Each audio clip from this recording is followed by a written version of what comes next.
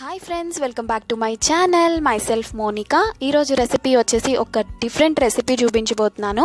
అది కూడా రా బనానాతో కోఫ్తా కర్రీ ఎలా ప్రిపేర్ చేసుకోవాలో నేను చూపించేస్తాను. చూసేయండి, చాలా అంటే చాలా టేస్టీగా ఉంటుంది. దీనికి ఫస్ట్ 2 బనానాస్ అలాగే 2 పొటాటోస్ తీసుకొని మిడిల్కి కట్ చేసి కుక్కర్లో వేసుకొని బాయిల్ చేసుకోవాలి.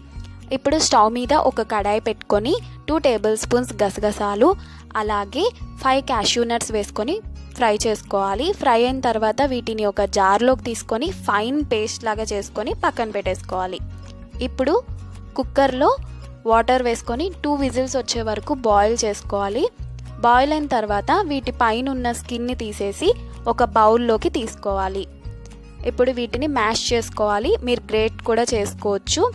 బాగా మ్యాష్ చేసుకోవాలి. ఈ రెసిపీ మీకు లెందీగా అనిపించవచ్చు, కానీ మీరు చేసుకుంటే ఎంతోసేపు కూడా పట్టదండి. జస్ట్ 45 మినిట్స్లో మీకు టేస్టీ రెసిపీ అనేది రెడీ అయిపోతుంది. ఖచ్చితంగా ఈ రెసిపీని ట్రై చేయండి.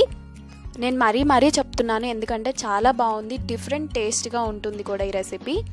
ఇప్పుడు ఇందులో వేసే స్పైసెస్ అన్నీ మళ్ళీ మనం కర్రీలో కూడా వేస్తాము.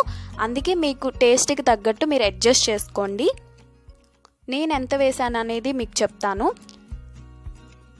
ఇప్పుడు సాల్ట్, అలాగే 1 టేబుల్ స్పూన్ కొరియాండర్ పౌడర్, అలాగే చిల్లీ పౌడర్, వేయించిన జీలకర్ర పొడి, గరం మసాలా అన్నీ నేను 1 టీ స్పూన్ వేసాను. అలాగే పెప్పర్ పౌడర్, 2 టేబుల్ స్పూన్స్ మైదా, 1 టేబుల్ స్పూన్ కార్న్ఫ్లోర్, అలాగే సన్నగా తరిగిన కొత్తిమీర ఇవన్నీ వేసుకొని బాల్స్ లాగా చుట్టుకోవాలి.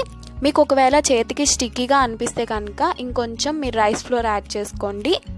ఇలా బాల్స్లా చేసుకొని ఒక ప్లేట్లో పెట్టుకోవాలి. ప్లేట్లో పెట్టుకున్న తర్వాత వీటిని డీప్ ఫ్రై చేసుకోవాలి. గోల్డెన్ కలర్ వచ్చే వరకు మనం వీటిని మీడియం టు లో ఫ్లేమ్లో పెట్టి డీప్ ఫ్రై చేసుకోవాలి.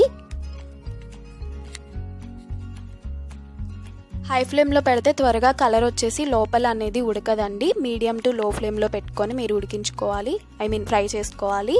ఇప్పుడు వీటిని ఒక బౌల్లోకి తీసేసుకుందాం. అంతే, మన కోఫ్తాస్ రెడీ అయిపోయింది. ఇప్పుడు కర్రీ ప్రిపేర్ చేద్దాం.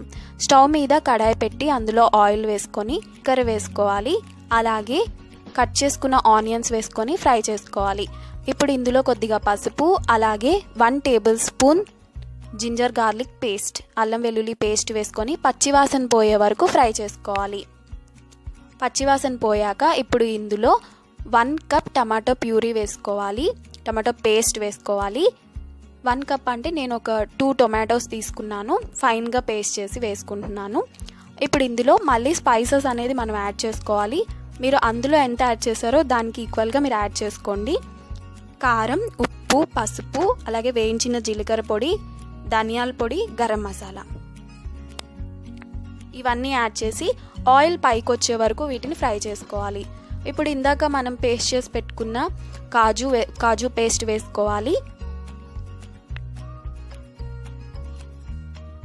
వేసి బాగా ఫ్రై చేసుకోవాలి. చూసారు కదా, ఆయిల్ అంతా పైకి వచ్చేసింది.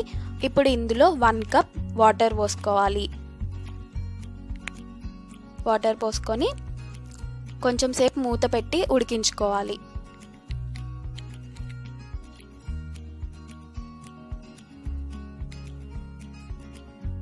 మీరు మీ ఇంట్లో ఉన్న మెంబర్స్ని బట్టి మీరు ఇవి ఇంగ్రీడియంట్స్ అనేది మీరు అడ్జస్ట్ చేసుకోవాలి.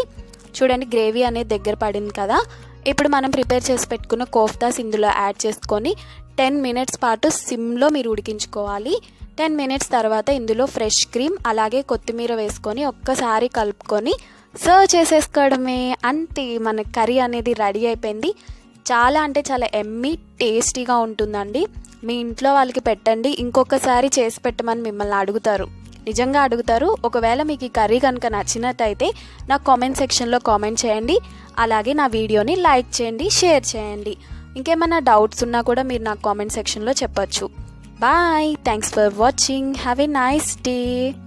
ఈ కర్రీ రోటీస్లోకి, నాన్స్లోకి, చపాతీస్లోకి ఎందులోకైనా సూపర్గా ఉంటుంది. తప్పకుండా ట్రై చేయండి.